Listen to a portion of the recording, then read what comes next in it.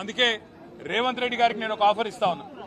రేవంత్ రెడ్డి గారు, నీకు నిజాయితీ ఉంటే, నీకు ధైర్యం ఉంటే ఒక పని చేద్దాం. నేను తయారుగా ఉన్నా, నువ్వు ముందుకు రా, జడ్జి గారు ముందు కూర్చుందాం.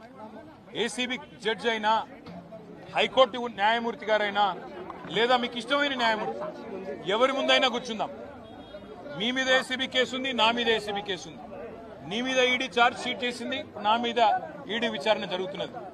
మీరు మొత్తం ఈ టీవీలు అన్నీ ఉన్నాయి కదా, మొత్తం మీడియా ఉంది కదా, లైవ్ టీవీ పెట్టండి. నేను రేవంత్ రెడ్డి గారు ఇద్దరం కూర్చుంటాం న్యాయమూర్తి ముంగట. మీరు ఏ ప్రశ్నను అడగండి కేసుకు సంబంధించి, ఆయన కేసు నా కేసు. ఇద్దరికి లై డిటెక్టర్ పరీక్ష పెట్టండి. ఇద్దరికి కూడా లై డిటెక్టర్ పరీక్ష పెట్టండి.